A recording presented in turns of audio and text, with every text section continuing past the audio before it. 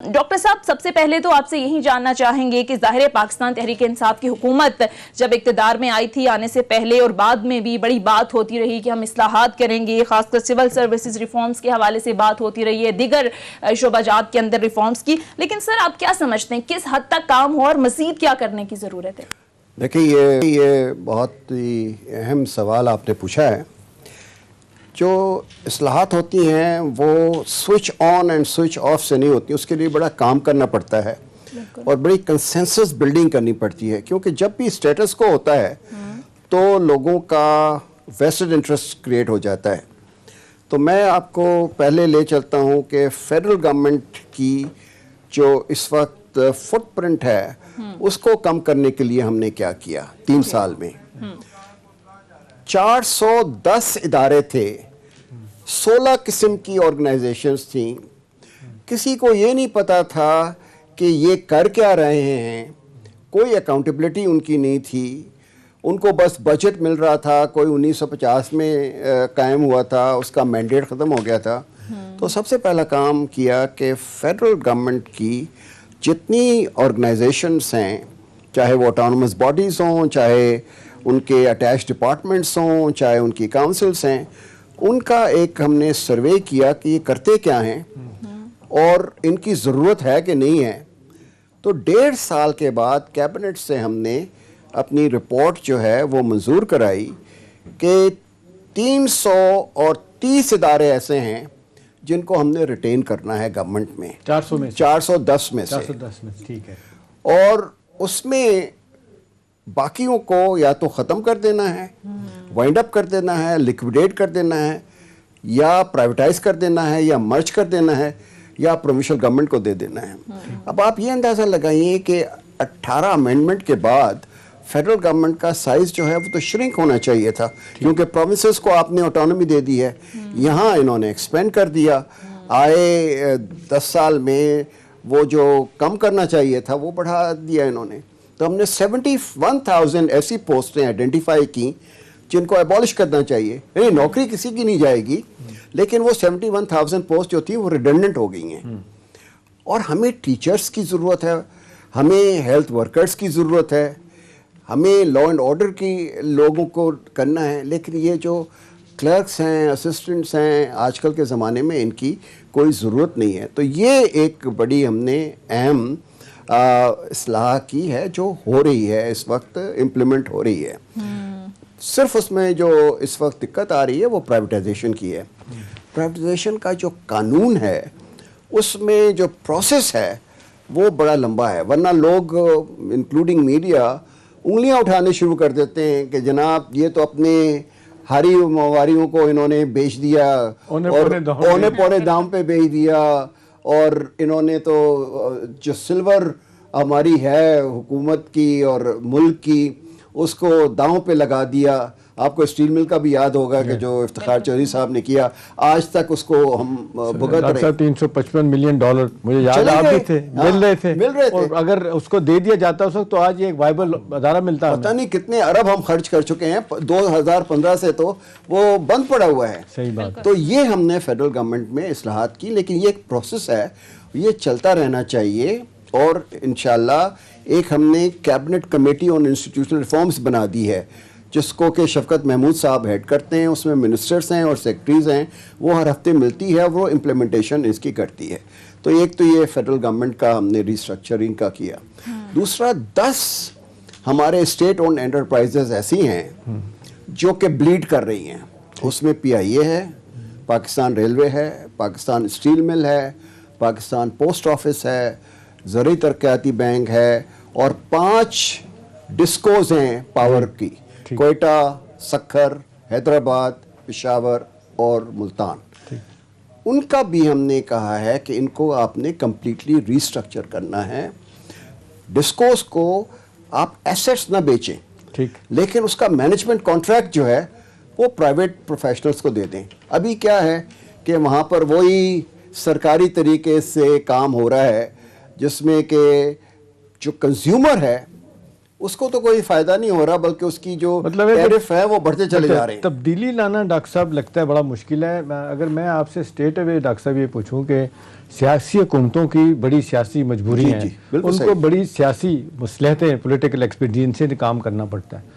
اب یہ P M L N ہو، پیپلز پارٹی ہو، پی ٹی آئی ہو، ان کے مینیفیسٹو دیکھیں آلموسٹ ایک جیسے، ریفارم اداروں کی کرنی ہے، پرائیویٹائزیشن کی طرف جانا ہے، لیکن جب حکومتوں میں آ جاتے ہیں یہ سارے جو ہے نا وہ کام نہیں کر پاتے.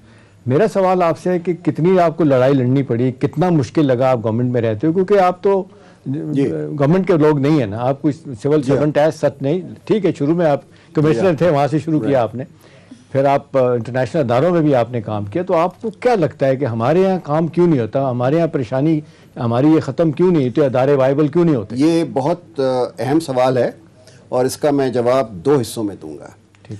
ایک تو یہ ہے کہ عام آدمی کی زندگی کے روزمرہ کے جو مسائل ہیں، اس کے بچوں کو تعلیم ملے، اس کے خاندان میں کوئی بیمار ہو جائے تو وہ ہسپتال میں جا سکے بغیر کسی سفارش کے پیسے دیے ہوئے، اس کو پانی پینے کا ٹھیک ملے، اس کو بجلی اور گیس ملے، اس کو پبلک ٹرانسپورٹ ملے، اور اس کو وہاں پہ سوریج اور سالڈ ویسٹ ڈسپوزل ہو تاکہ گندگی نہ ہو.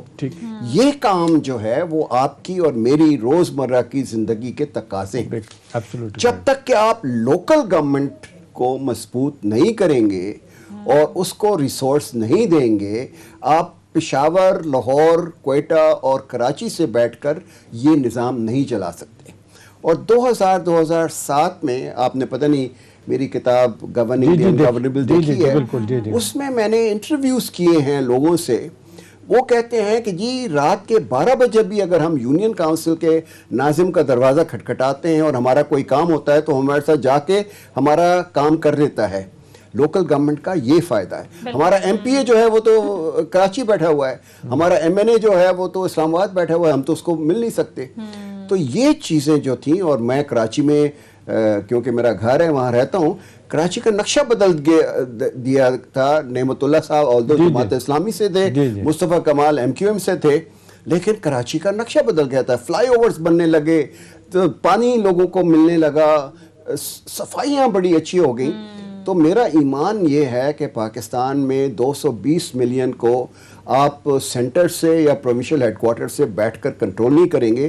آپ لوکل گورنمنٹس کو امپاور کریں، ان کو ریسورسز دیں اور ان کو کہیں کہ تم اپنے علاقے میں ٹیکس بھی. لیکن ڈاکٹر صاحب یہ پولیٹیکل انٹرسٹ جو سیاسی جماعتوں کے ہیں، مشرف صاحب کے زمانے میں یہ ہو گیا تھا، لوکل گورنمنٹ کا انسٹیٹیوشن بڑا اسٹرانگلی کام کرنا شروع ہو گیا تھا. وہ جو ہم کہتے ہیں جی نیچے تک ترقی جانا، 2 سٹیپ تک لوگوں کے چلے جانا. اب یہ ہے کہ Peoples Party, P M L N اور معذرت کے ساتھ یہ حکومت میں جو لوگ MNAs MPAs ہیں وہ ڈیوالو صحیح معنوں میں کرنا ہی نہیں چاہتے کہ نچلی سطح تک گیا تو فنڈ ہمارے پاس نہیں رہیں گے. اس کے لیے ڈاکٹر صاحب کو آؤٹ آف دی باکس مگر پی ٹی آئی نے تو کیا نا. دیکھیں جو کے پی کا ماڈل ہے یہاں نہیں کر پائے. پنجاب میں انہوں نے جو قانون بنایا ہے وہ بڑا انٹرسٹنگ ہے. میں آپ کو بتاؤں جو قانون بنا ہے، عمل ہوا ہے کہ نہیں ہوا ہے وہ الگ بات ہے. عدالت سپریم کورٹ روز کہتی ہے کہ بحال کریں، ادارے بحال نہیں ہو رہے. وہ میں آپ کو بتاؤں کہ لاہور کا ناظم جو ہوگا وہ ڈائریکٹلی الیکٹڈ ہوگا. مشرف صاحب کے زمانے میں انڈائریکٹلی الیکٹڈ ہوتا تھا. وہ ایک نقص تھا اس میں. جب وہ الیکٹ ہوگا تو L D A, solid waste disposal authority, واسا، ایجوکیشن ڈپارٹمنٹ، یہ سارے اس کے انڈر میں ہوں گے.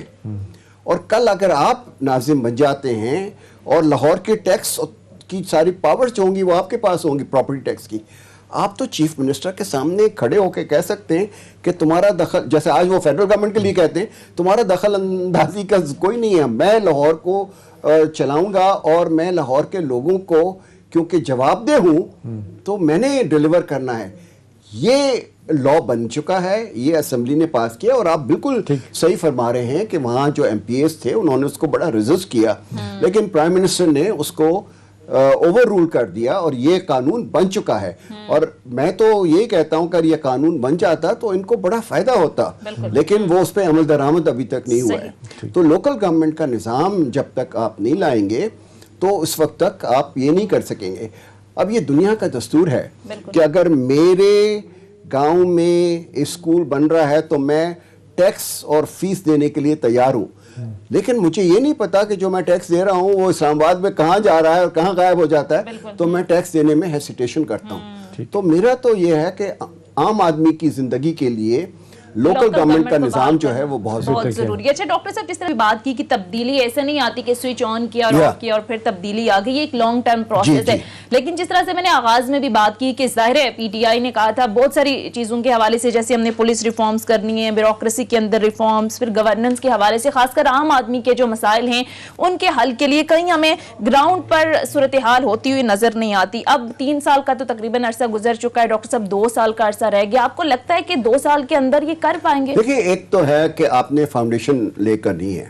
ایک چیز جو زیادہ لوگوں کو اس کا علم بھی نہیں ہے، میں آپ کے توسط سے بتانا چاہتا ہوں کہ پہلے جتنی بھی گورنمنٹ کی آٹونومس باڈیز تھیں یا کارپوریشنز تھیں، ان کی اپوائنٹمنٹ جو تھی وہ ڈسکریشنری پاور تھی پرائم منسٹر کی. ایک فون کیا اور اس کو بنا دیا. اب یہ ہے کہ ہر ادارے کی چیف ایگزیکٹو کی پوسٹ ایڈورٹائز ہوگی، اس میں ایلیجبلٹی کرائٹیریا ہوں گے، وہ شارٹ لسٹ تیار ہوگی. شارٹ لسٹ کے بعد ان کا انٹرویو ہوگا پینل میں، جس میں کہ 2 انڈیپینڈنٹ لوگ ہوں گے، اور وہ پھر میرٹ پہ سلیکشن، سفارشی کوئی نہ آئے، کوئی سفارشی نہ آئے، اور وہ پھر کیبنٹ میں ڈسکس ہوتا ہے پینل بن کے. 62 اپوائنٹمنٹس سونیا صاحبہ اس وقت ہو چکے ہیں، اور اس میں اوورسیز پاکستانیز آئے ہیں ہانگ کانگ میں، سنگاپور میں، دبئی میں اپنی نوکری چھوڑ کے، کہ ہماری تو سفارش نہیں تھی لیکن اس صاف شفاف طریقے سے ہم سلیکٹ ہوئے ہیں. وہ آگے ہیں جو پہلے پاکستان میں نہیں ہوتے. یہ الگ بات ہے کہ جو لوگ ان اداروں میں بیٹھے ہوئے ہیں، وہ جو میرٹ پہ چیف ایگزیکٹوز آتے ہیں، ان کی زندگی اجیرن کر دیتے ہیں. یہ میں آپ کو سامنے بالکل کنفیس کرنا چاہتا ہوں. لیکن یہ نظام جو ہے یہ صاف شفاف ہو گیا ہے.